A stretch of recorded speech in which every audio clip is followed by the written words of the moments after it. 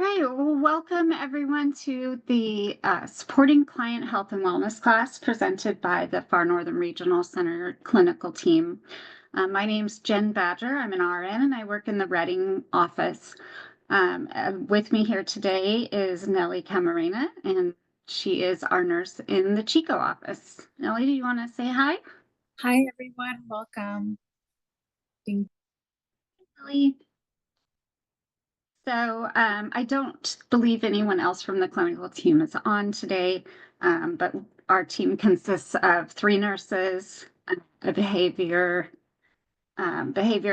and a psychologist, and medical director, Dr. Christine Austin. And we do try to be available for you guys when you have any concerns or things come up. That in regards to medical concerns or healthcare access. Today we're going to talk about asthma and COPD.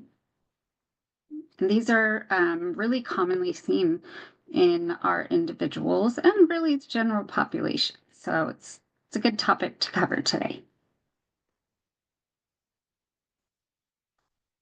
So I actually had a really long agenda for this class, and then I realized after I got started that it needed to be significantly shorter because there wasn't going to be enough time to cover everything. So we may touch on some other chronic respiratory diseases in the future, but today we're going to just briefly go over the respiratory system and cardiopulmonary function, just to give you a basic understanding of how things work in the body with respiration, and then we'll go into asthma and then COPD. Okay, so as you see on the left-hand side of the screen, the respiratory system is divided into 2 areas, right? We have the upper respiratory system, which is bacteria laden, if you will. Okay, it's not sterile, like the lower respiratory system is supposed to be sterile. There's not supposed to be any bacteria and germs in there. So the upper respiratory, which we aren't talking about today, includes, of course, your nose and your nasopharynx and larynx, and the top of your trachea, where the air goes in. The lower respiratory system, also called the lower respiratory tract, is made up of these parts. You can see on here, some of them are labeled, and I will talk about one that is not on your picture. The trachea, which is also known as the windpipe, is the main airway to the lungs. It's a tube that warms and moistens air as it passes through. And it's supported by these C-shaped cartilage rings that, keep it in the position that it's in. If it didn't have those rings, the tube would be all over the place, right? So we want it to be open, and so there's cartilage there to support that trachea. And then the 2 bigger branches that go off of the trachea into each lung, those are called the bronchi or bronchus. And these are the passages that bring air into and out of the lungs. As you follow those branches down, there are smaller airways that branch off that are called bronchioles. And then when you get down to the very bottom of those, to the very end, you can kind of picture like a tree. The leaves on the tree would be the alveoli. And these are actually little tiny air sacs in the lungs where oxygen is absorbed, carbon dioxide is released. The lungs actually, each one contains about 300 million alveoli. So there's a lot of these little air sacs all through the lungs, and that is where all of the air exchange is occurring. And then I will mention that not on the slide is the pleura, and the pleura is the lining, it's the tiny space between the lining around the lungs and the actual lung tissue itself. And then the diaphragm, which is a very large muscle. That muscle keeps everything that's supposed to be in the chest up in the chest, right? It keeps it from going down into the abdomen, but it also plays a big part in breathing, that diaphragmatic muscle there. The thoracic cage or the rib cage and diaphragm protect the lower respiratory system. The ribs help to expand lungs during breathing, and the diaphragm also helps to expand and then to retract the lungs as they breathe out. So gas exchange occurs in the alveoli, and these tiny air sacs are surrounded by capillaries, which are really tiny, tiny blood vessels, and the blood passes through the capillaries, entering into the pulmonary artery and leaving through the pulmonary vein. The alveoli provide a really large surface area for gas exchange. So like if you took each little alveoli and you laid it out and made it flat, like the surface area in the lungs is more than 1,400 feet or 130 square meters of surface area. It's really a huge organ when you think about that. But that large area is needed to process the large amounts of air that is coming in and out with breathing. Health problems like emphysema, tuberculosis, and pneumonia can affect how the alveoli function, and some conditions that affect the alveoli can even lead to respiratory failure. So what you can see in this picture, it's just a close-up drawing of what an alveoli, this is your alveoli here in the center, where the air is coming in and out through the opening. And here's a blood vessel or capillary that's running along the alveoli. And as it goes through, see how it comes in blue? That's your blood that's got CO2 and really doesn't have much oxygen in it. It's getting rid of that CO2, and the red blood cells are picking up the oxygen. And when it leaves the lungs, it's the bright red color that we associate with oxygenated blood. When you inhale, oxygen passes through the alveoli into the blood through a thin membrane called the respiratory membrane. And when you exhale, it passes through the respiratory membrane from the blood into the alveoli and then out of the body. So this, you can ignore what it says at the top. I just found this picture. It was like the best one I could find that actually shows how amazing the heart is when it's pumping and the blood is going out of the right side of the heart. When you're looking at it, it's on your left, into the lungs. It's picking up oxygen. It's going into the left side of the heart, and then it goes out to the body. And your heart does this from like a couple weeks after conception all the way until your death. It's really phenomenal when you think about how much work your heart and your lungs are doing all the time. So now I want to talk about airway smooth muscle. And it's number 3 on the picture, and it's just this thin layer. This is kind of like if you took a slice out of the bronchus or a bronchiole even.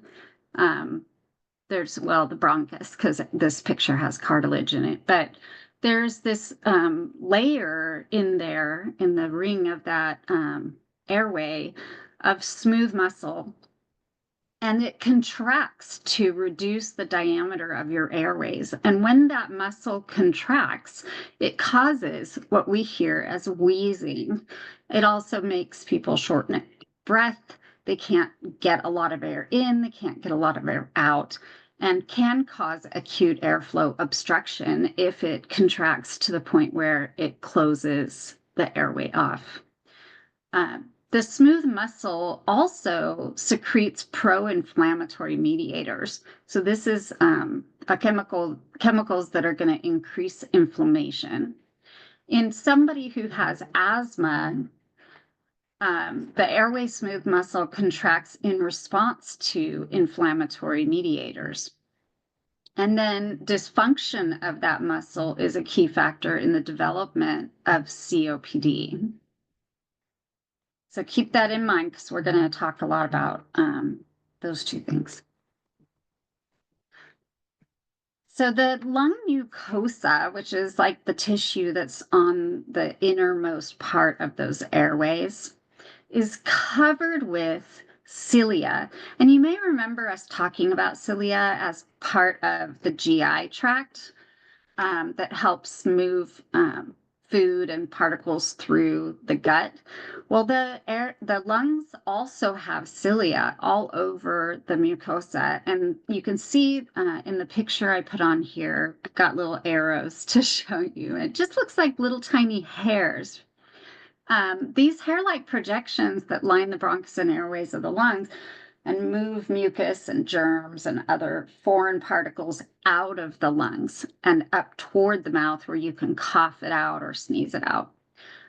They filter out those dust and germs and other irritants from the air that moves through your nostrils and down your airways. Your nostrils also and your sinus area also has cilia. But the first point of contact, of course, with pathogens or irritants is that cilia. That's on the surface of the tissue where the air is coming through. And they are really this important part of airway immunity.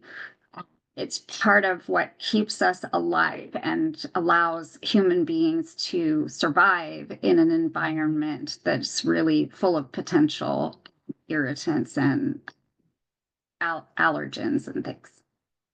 They also sense noxious compounds, which I think is pretty cool. Cilia express bitter taste receptors. And so when someone's around, like if you walk into a space where they've been spraying a chemical or something, the cilia will respond to that, and it will move in waves to try and get whatever that is out and keep it out of your body.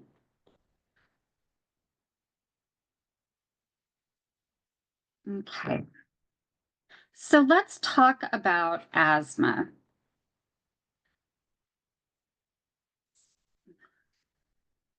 So a chronic lung disease, asthma is a chronic lung disease that causes inflammation and tightening of those muscles around the airways, which makes breathing difficult.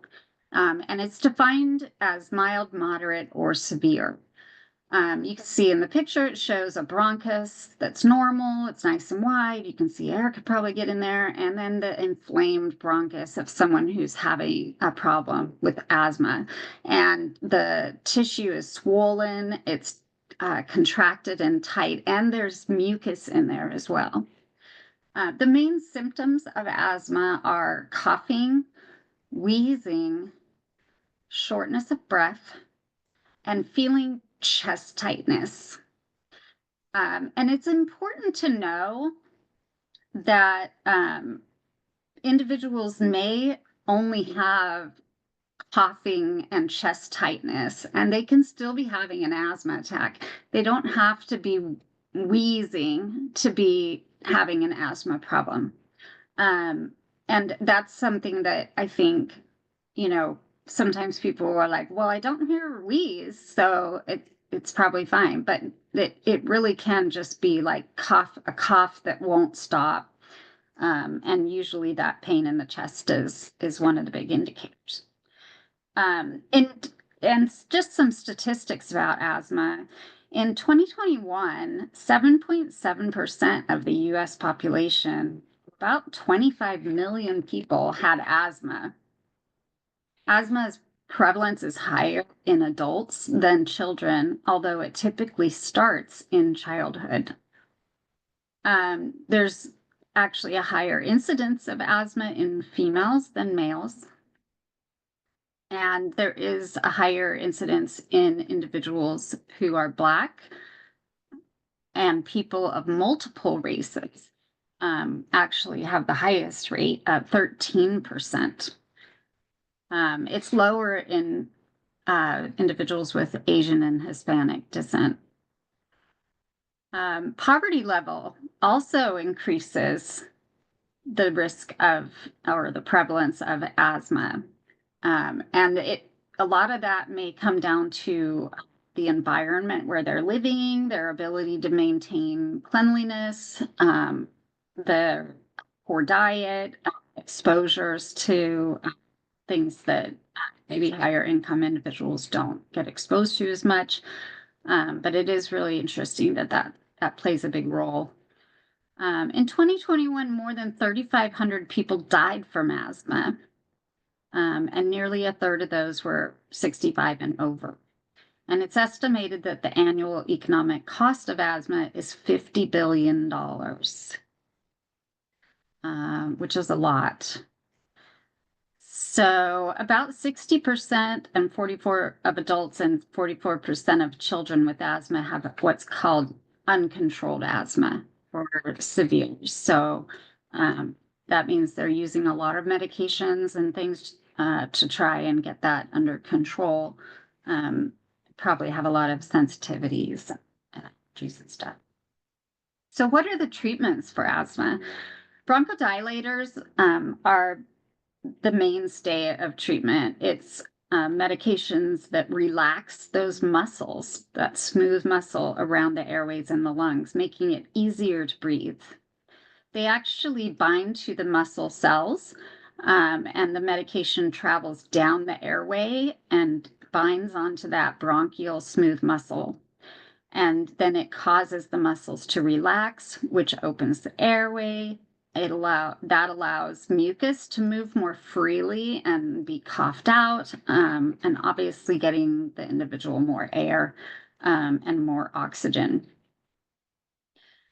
The most common one you've probably heard of is like albuterol. That's usually what you'd have for like a rescue inhaler or a nebulizer. But sometimes they come in combination too, so they'll come mixed together. Side effects, important to know that tachycardia is probably the most prominent side effect people notice. That's a rapid heart rate. That you can have shaking or trembling, headaches, dry mouth, palpitations where it feels like your heart's kind of flipping in your chest. The specific side effects are going to depend on the type of bronchodilator that's being used. For example, like anticholinergics, like ipratropium, can cause all of the anticholinergic side effects that I know we've talked about in previous classes, like constipation, dry mouth, whereas like theophylline can commonly cause stomach ache, diarrhea. Serious adverse events can occur with bronchodilator use. There's been reports of, allergic reactions, paradoxical bronchospasm, where the airways actually get tighter, which is not good, and severely low potassium. And why is it important to know side effects? Well, because if you have someone who kind of already has some of these issues, like maybe they have low potassium or maybe they have a rapid heart rate already, you just want to make sure that that you're monitoring them after they use their medication, that they're feeling okay. So then there's inhaled corticosteroids, which work by preventing certain cells in the lungs and breathing passages from releasing substances like inflammatory mediators that cause asthma symptoms. When these are used every single day, regularly, they can decrease the number and severity of asthma attacks. Also, oral corticosteroids are effective for asthma, uh, especially acute flare-ups. And sometimes someone will be put on them long term, like a low-dose prednisone or something. But usually the docs will order that when someone's having an acute asthma flare-up, and they'll put them on like a taper or something. If someone's in the hospital, they may end up with getting IV steroids and other things. The leukotriene medication, other medications, leukotriene modifiers. Leukotrienes are a group of inflammatory mediators that are produced in leukocytes, which are a blood cell. And leukotrienes contribute to asthma by constricting the airway muscles. So they also increase mucus secretion, which makes airways even smaller, and they recruit eosinophils into the airways. And eosinophils are an immune cell in our blood that is very inflammatory and allergic. They react to things. So once you get more eosinophils in the airways become more sensitive to the triggers that the individual already has, and maybe new things. But leukotriene modifiers work by blocking the receptors that leukotrienes bind to, or they can inhibit the actual creation of leukotrienes in the first place. And this helps prevent bronchoconstriction or narrowing of those airways and mucus production. The most commonly used leukotriene modifier is Singulair. You may have heard of that. It's very commonly used. And it's approved for individuals as young as 12 months old. And it's prescribed for asthma or allergic rhinitis, which is like having a chronically runny nose because you're sensitive to things in the environment.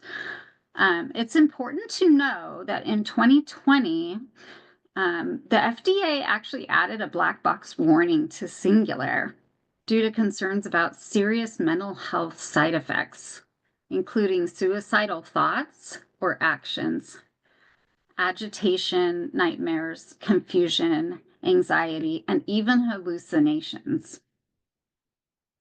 So the warnings had actually already been in the prescribing information, like the handout that you get when you pick up meds at the pharmacy, or that comes in the medication in the box with the bottle of medication.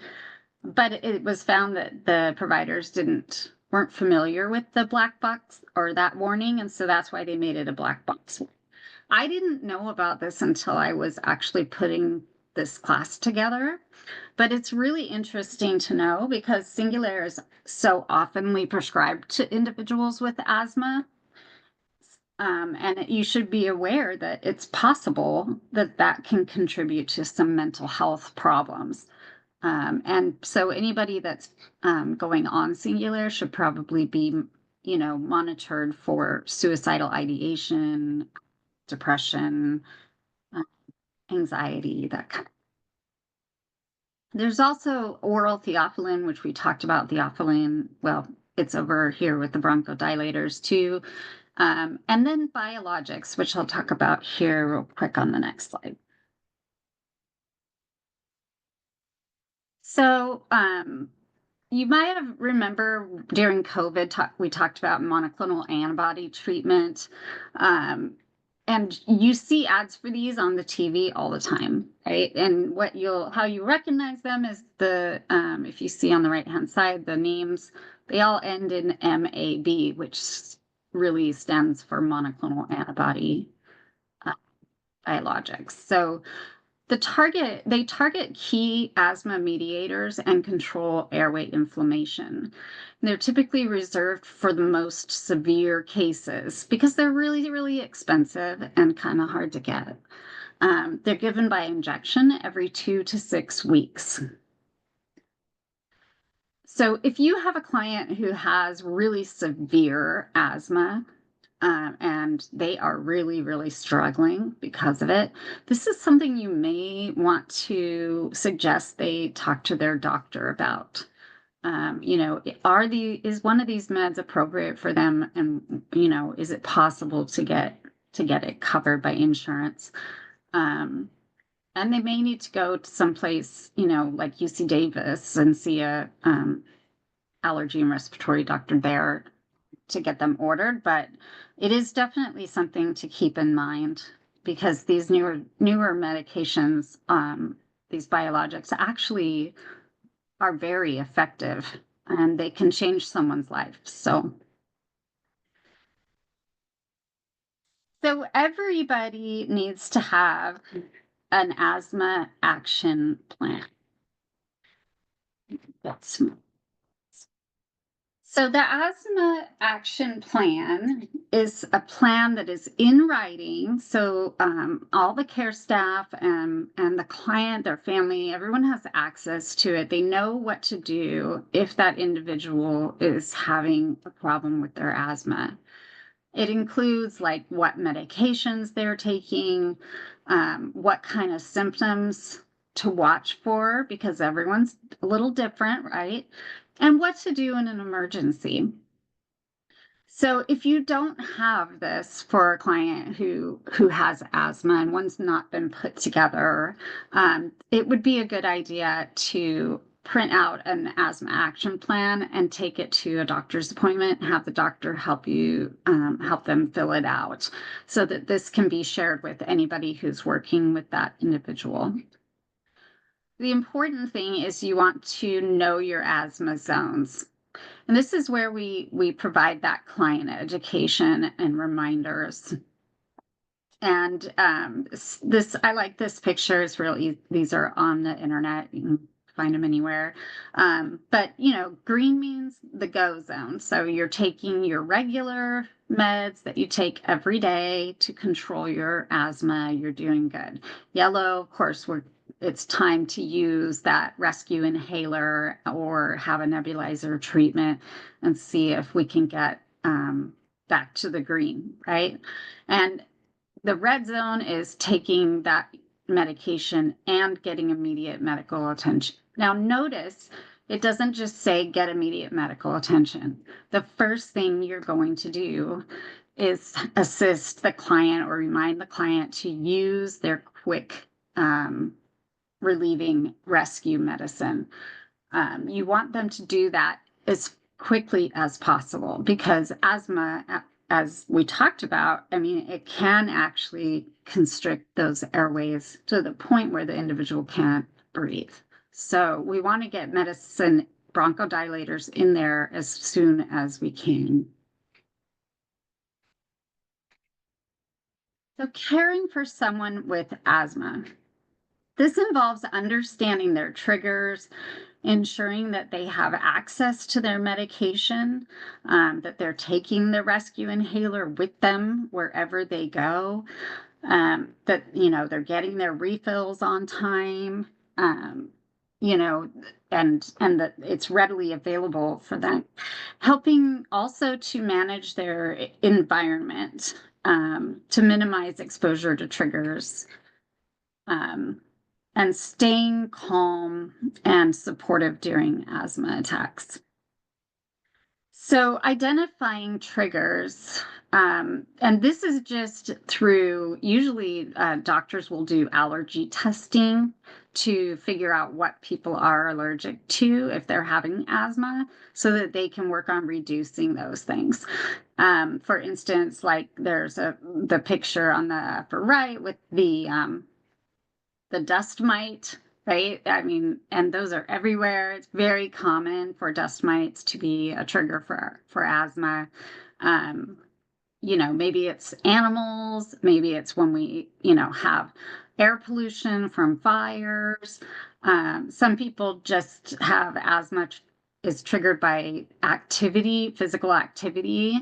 And then a lot of foods can be allergens too. We want to manage the environment. So we want to make sure we're regularly dusting and vacuuming with a vacuum that has a HEPA filter on it. We want to wash bedding in really hot water so that it kills any of those dust mites and gets rid of allergens that might be on bedding.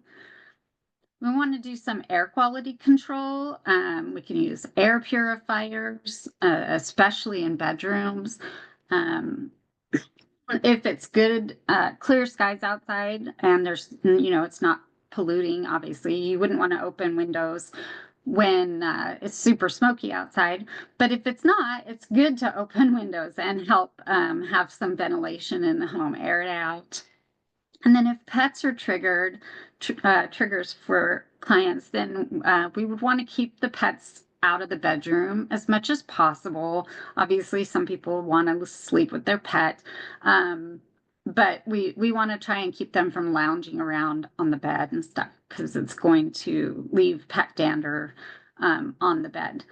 And we want to regularly groom them. So if your client has a pet, they've got, maybe they have a cat, they don't want to get rid of it, but they're allergic to cats and it's making their asthma worse, whatever they can do to, brush the cat out, give it a bath. I know that's probably pretty challenging, but, I think you get the idea.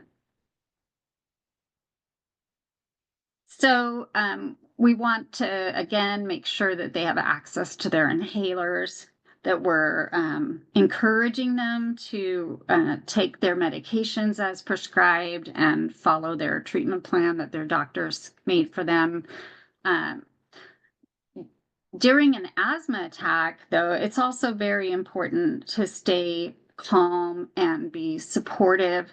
An asthma attack can be very scary, and we want to make sure that we're helping them access their rescue medication. If an inhaler is not working, sometimes people have nebulizers available.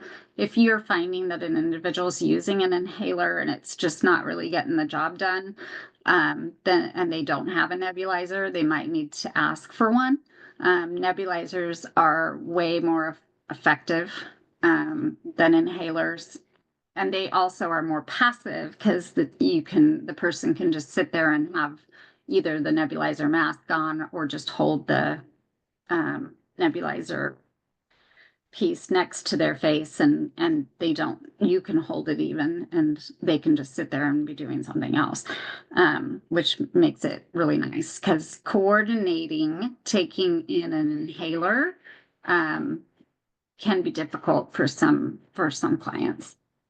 We want to monitor those symptoms and recognize when we're falling into the red zone and when we need to seek help. It's a good idea to have a pulse ox available. A lot of people bought these during COVID, so it's great because a lot of people have them now. But that's a good way to know if someone's getting enough oxygen. This other device that's on the center of the screen, that's a peak flow meter. And that is a way to monitor asthma ongoing. Like, the client can do it when they're feeling good and kind of see where they're at. And what they do is just blow into it really hard. They just blow and blow out all the air in their lungs into the device, and it measures like the lung volume. So if they're not feeling well, you can have them try to blow into it and see where they're falling. And, if they're showing that they need to have medication. And then, of course, calling for help when it's needed from medical professionals.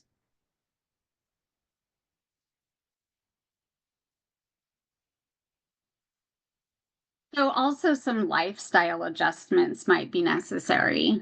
And this can be, exercise, stress management, eating a healthy diet, avoiding all of those foods that might be triggers, but eating foods that are healthy for you.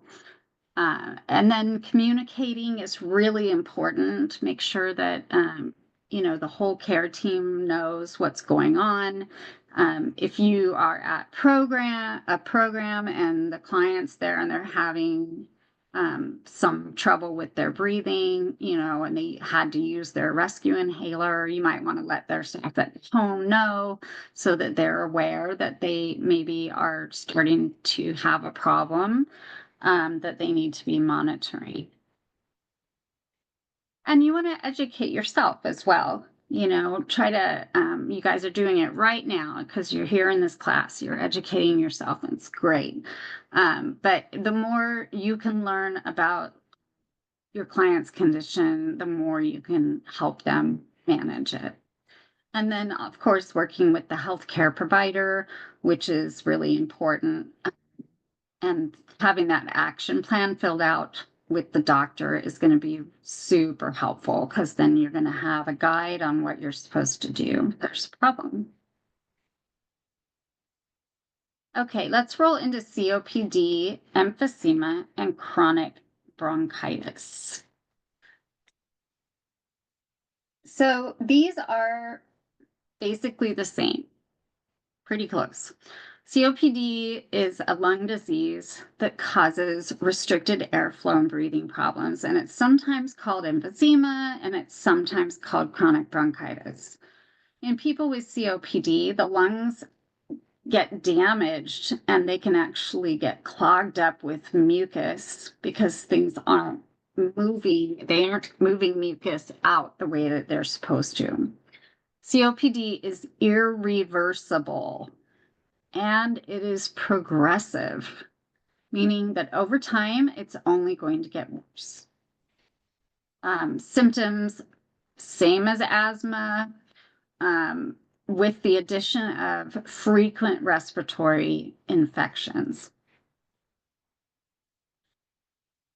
Quitting smoking is the #1 treatment for COPD. So the chemicals that are in cigarette smoke can paralyze those cilia in the respiratory tract. So they're no longer moving irritants and germs out of the respiratory tract. The chemicals also can weaken the lung's defense against infections. It can cause swelling in the airways and narrow the air passages. It also can make the lungs produce excess mucus, which further makes breathing difficult. And it can destroy the alveoli. It can actually cause them to collapse and even form scar tissue so that they can no longer participate in oxygen exchange, gas exchange. Other COPD treatments, really symptom management, is going to be almost exactly the same as asthma, almost the same. However, you'll see more use of long-acting bronchodilators because obviously this is, going to be a permanent condition, right? So we might as well give something that's going to last. In addition to the steroids, the bronchodilators, we also need to make sure that we are getting our folks their vaccines for flu, pneumonia, and COVID. Because they're already going to be predisposed to having respiratory infections, and those illnesses can impact them severely. Another addition is antibiotics, which are going to be used fairly frequently with COPD because the lungs just cannot get bacteria and germs out and mucus. And so it's really just the chronic bronchitis, right? The chronic inflammation and infection of the lungs. Other treatments that you might see is supplemental oxygen, which is going to increase the amount of oxygen that's going into the lungs. It's going to improve their symptoms. It's going to improve overall organ function in their body and their ability to stay alive. we talked already about antibiotics and also vaccination.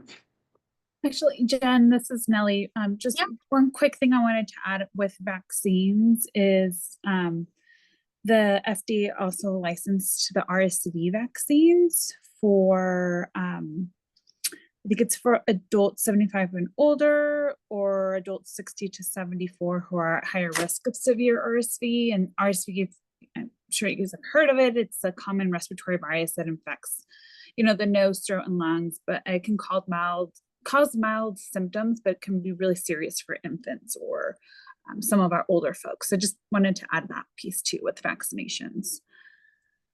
Thank you. Thanks. I forgot to put that on there. Yeah, RSV is really dangerous, so that's important to get a vaccine, especially if you have COPD. So other treatments, pulmonary rehabilitation. I don't even know what kind of pulmonary rehabilitation is offered in our area. But there are programs where people can do exercises, they get education from clinical staff, some social support, nutrition education, and this is going to improve that person's quality of life and their, reduce hospital admissions and symptoms.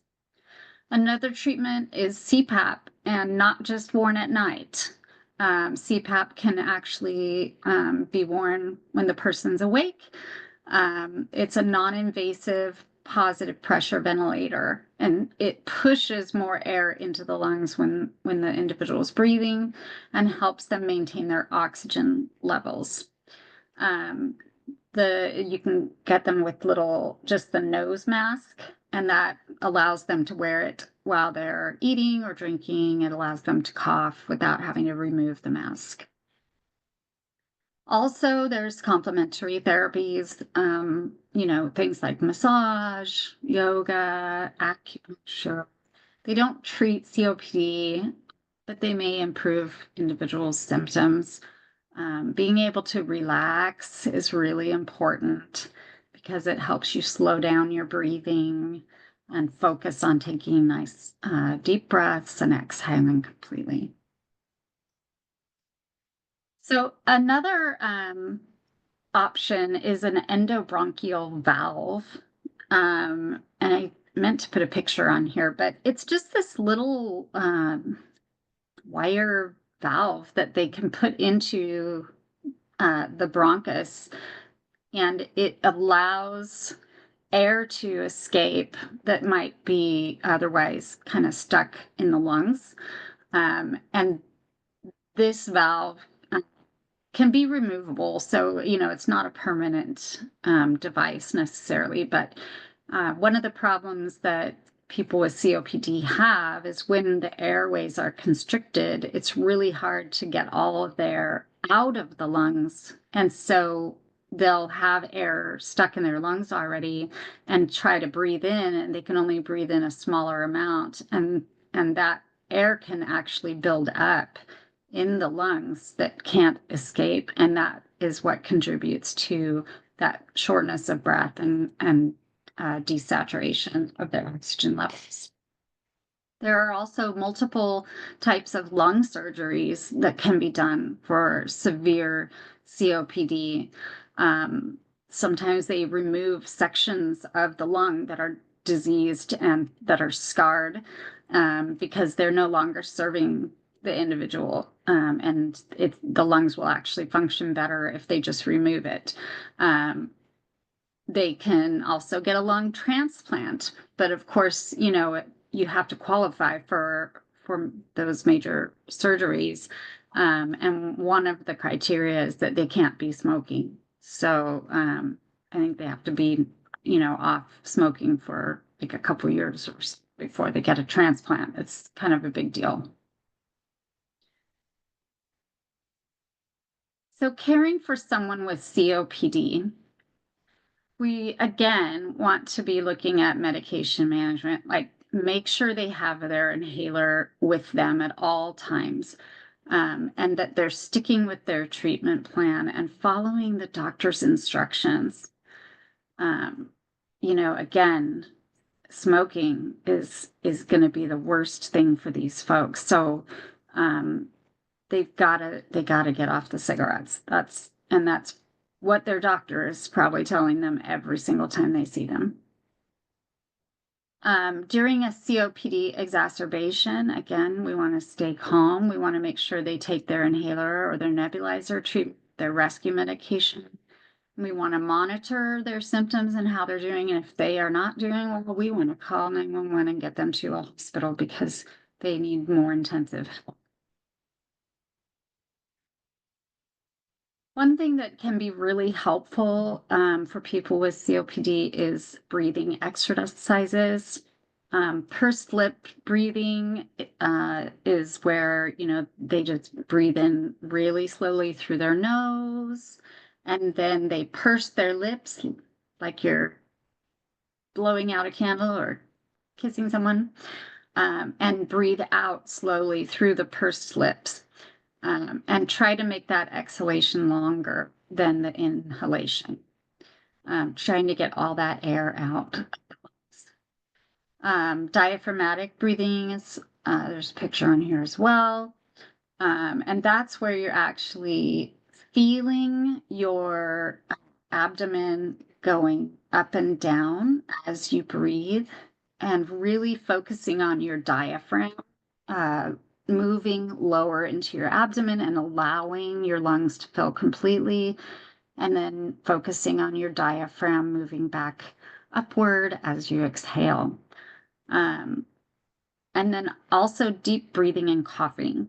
Uh, and this is something that can help with individuals who have any kind of respiratory, lower respiratory infection too, is, get them taking deep breaths, and then take a couple deep breaths, and on maybe the third deep breath, when they pull all the air in, they're going to then make themselves cough. And this is a way to get that excess mucus out of the deeper parts of the lungs. It's taking that really deep breath and then coughing, trying to get it out, so it's not building up. Another helpful thing is elevating the head of the bed. This is going to improve their breathing. It's going to reduce coughing. It even reduces inflammation. It improves their overall circulation and can help prevent them from getting pneumonia. Now, some individuals are going to qualify for a hospital bed if they talk to their doctor about it. But some aren't. So if they have the funds and they're, maybe they need to spend down, getting an adjustable bed frame is an option. Those are like really popular right now, and easy to find. But more commonly what I see people use is like the wedges. They can put it under their pillow, and lay on it directly, or you can even take a wedge and put it between the frame and the mattress, or the box spring and the mattress, and it'll just bend the mattress upwards at the head to make it easier for them to breathe. One thing that people use to measure how much distress someone is in when they have COPD is how high they have to have their head up to breathe comfortably when they're laying down. Individuals who are really struggling to breathe are going to be sitting up. They're going to be sitting up, maybe even bent forward a little bit, trying to get air in. And so, if your client is not able to lay flat because they can't breathe, then we want to look at, altering their sleeping environment to make it more comfortable for them so that they can breathe easy and get some rest. Other things that you can do to help. You can help with their daily tasks. So they're going to get tired. They're going to be short of breath when they're doing things. Make the environment comfortable. We want to try and relieve stress. We want them to be relaxed. You know how if you're really excited and worked up about something, you're breathing faster, and if you're talking a lot, people can get short of breath just speaking. So we want to create that comfortable environment that's relaxing for them. We want to support their treatment and be, positive and encouraging about it.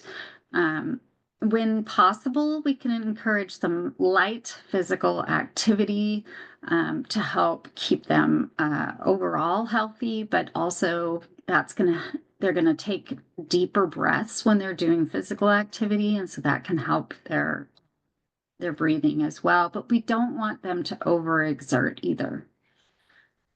We want to provide emotional support. It is really stressful to not be able to breathe. It's also really stressful to have a chronic illness that impacts your daily functioning. So we want to provide that emotional support. And then get our self-education and work with the doctor on making sure that we have, a cooperative effort with following the treatment plan. We're going to do. Some other tips for caring for people with COPD: keep smoking out of the house and out of the car, in those enclosed spaces.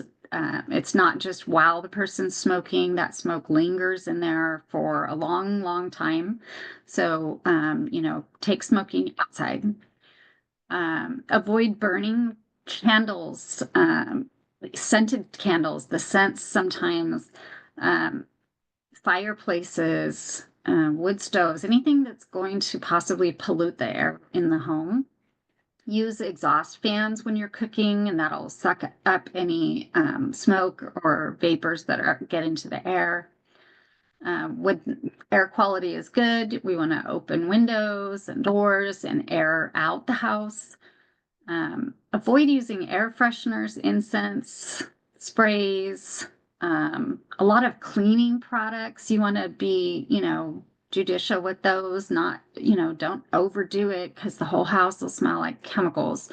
And then I'll also add perfumes and strongly scented lotions and things. Care staff should probably not put a lot of that stuff on and then go to work, especially if you have a client who's sensitive, has some breathing problems or allergy problems. Make sure that they're drinking lots of water and staying hydrated, and then avoid those sugary sodas and energy drinks and other aerated drinks as well, because aerated drinks can actually make breathing more difficult when that's in your gut, because it adds pressure on the. Okay, well, does anyone have any questions? I said I was going to look at the chat box and I didn't look at it the whole time. So let me see. Okay, I don't see any questions in here. Does anyone have any questions? Does anyone here work with a client who maybe has severe asthma or COPD?